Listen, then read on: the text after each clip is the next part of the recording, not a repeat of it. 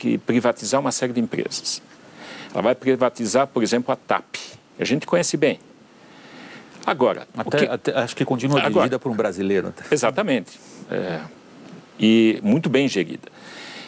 E atualmente você vê uma Iberia, você vê uma Alitalia, uma Air France e uma KLM estatal, dentro de um poder estatal. Se não houver uma reestruturação completa do setor aéreo, essa privatização da TAP vai perder de eficácia, ela não vai conseguir aguentar competir contra subvenções em tarifas. Então, a Europa tem hoje uma grande possibilidade, pelo aprofundamento da crise, de fazer reestruturações mais intensas e fortes.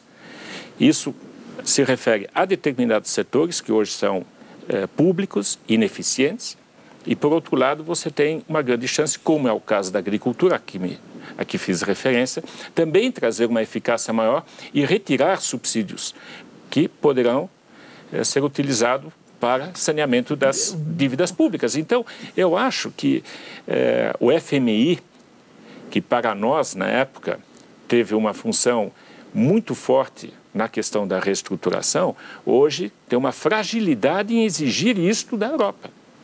Ele não exige isso da Europa. Vocês sugerem uma discussão que, às vezes, talvez um ou outro possa achá-la teórica demais, eu não acho. Que quando vocês estão falando vamos dizer, das qualidades ou das desvantagens europeias em tomar decisões, imediatamente eu me lembro da experiência que você tem, Roberto Abdenur, que pouca gente tem, de ter visto por dentro a China e ter visto a Europa a partir do seu foco, do seu centro mais importante, que é a Alemanha.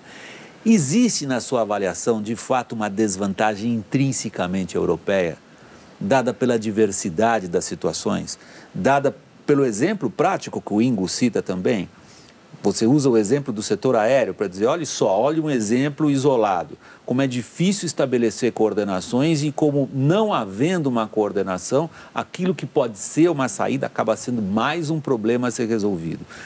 Você se referiu à China, naquela tapeçaria de trás da posição do chanceler brasileiro, do Itamaraty, como esse grande fator de inversão. Se dá no ponto de vista político, ou seja, os chineses têm condições de tomar decisões que os europeus não têm? Tem. É triste dizer isso, mas não são só os europeus, as democracias têm muito mais dificuldade em tomar decisões e atuar com eficácia do que regimes autoritários. A China tem sido um exemplo curioso, único na história do socialismo, de um partido comunista que tem tido êxito na gestão da economia, tem entregue bens públicos e enriquecido o país, porque lhes é mais fácil tomar decisões e tomar medidas e implementá-las efetivamente. Nas democracias, não só as europeias, na nossa também, os processos decisórios, os processos deliberativos são muito mais complicados. Mas eu ainda fico com as democracias, porque ao final e ao cabo o resultado é melhor.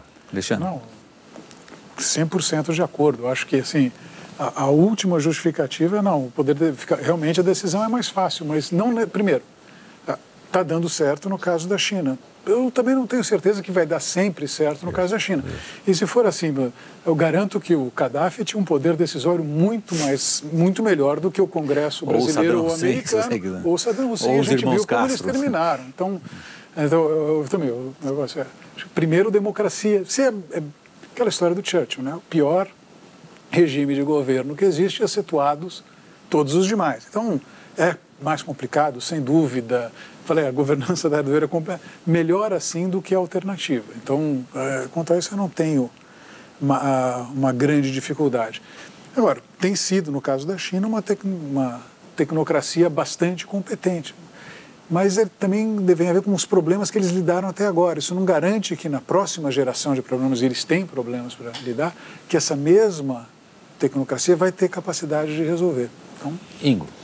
Não há alternativa para uma democracia. Eu acho que é um valor nosso, a liberdade, que nós não vamos abrir mão. Então, preferimos ter mais tempo, ineficácia em muitas circunstâncias, do que pleitear por uma decisão adequada autoritária. Mas olha só, o Roberto deixou para nós aqui, há uns instantes atrás, um desafio importante.